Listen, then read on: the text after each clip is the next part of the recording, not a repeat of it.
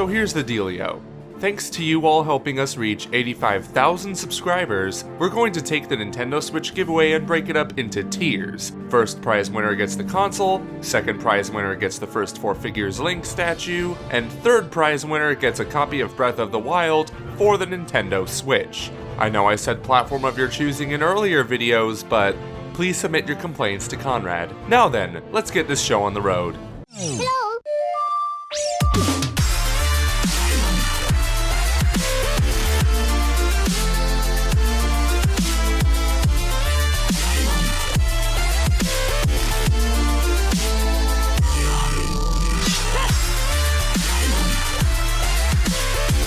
With only 4 days left until launch, 3 if you're lucky enough to be attending a midnight release, the Nintendo Switch is anticipated to be a much bigger success than the Wii U ever was. While we still have concerns for the console itself, there's no doubt that the hype factor is cranked up to 11 while the Wii U's was like a solid 5 or 6. Some people were lucky enough to get theirs already, but I can't complain because thanks to my friend Alan Plummer, we got to attend the Switch event in San Francisco the other day, and it was better than I could have imagined. It was like a mini E3 with vendors covering the likes of Breath of the Wild to Fast RMX.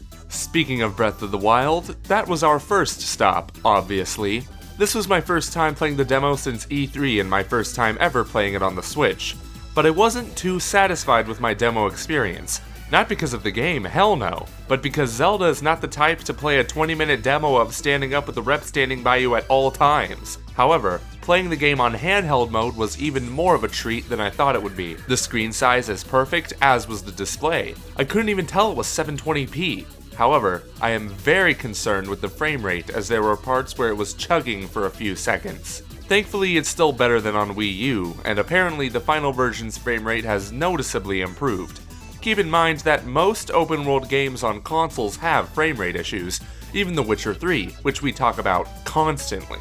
The next game booth we visited was Mario Kart 8 Deluxe. They had multiple setups for this game, which showcased the many ways you could play the Switch.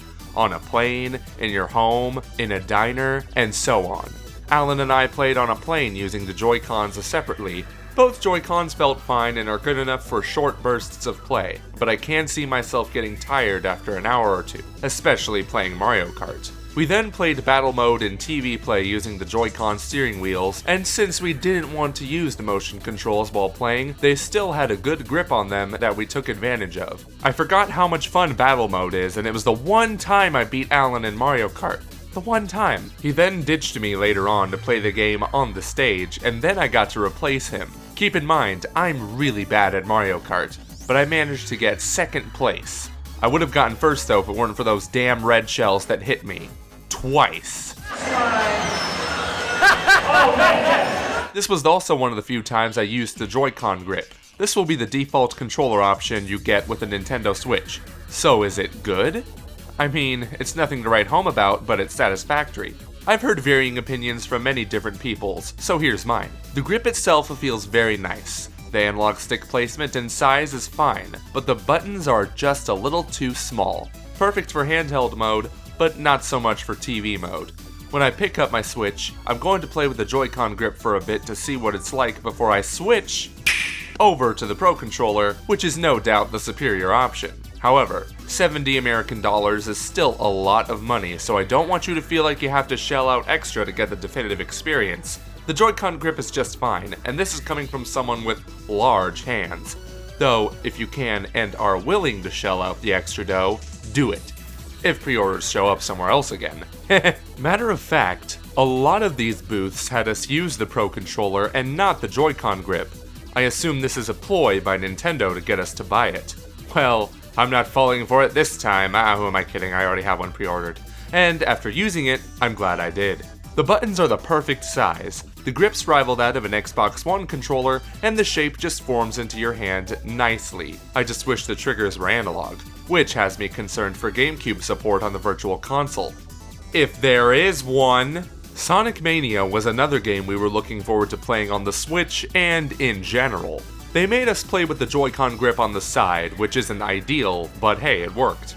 Sonic Mania feels exactly like it was made for the Sega CD in the 90s, which is excellent, It's going to be the perfect throwback game for the franchise, and I hope it's a good sign of things to come for Project Sonic 2017, also coming to the Switch. One of our absolute favorite games at the event was Splatoon 2. Mainly because the crowds in that booth began to shrink about an hour in, so we got to play it as many times as we wanted. First on the TV with the Pro Controller, we only got to play one map, which was in the first game, but we were introduced to the many new special ink attacks including lock-on missiles. A new interesting feature is being able to launch yourself to any teammate at any location once per life. We then got to play it in handheld mode, and I was blown away by how well it translated to it, even with the gyroscope controls, which can be toggled once the game comes out. The size of the screen didn't bother me at all, but it could prove problematic if you're sitting too far away from it like I was with Mario Kart 8 Deluxe. Splatoon was one of my absolute favorite games on Wii U, and I cannot wait for the sequel to come out on Switch. We also played Just Dance because why not? Then came ARMS, or as I like to call it, Wii Sports Boxing with a heavy dosage of steroids and Overwatch. Alan and I went toe-to-toe with each other, and for some reason I kept kicking his ass.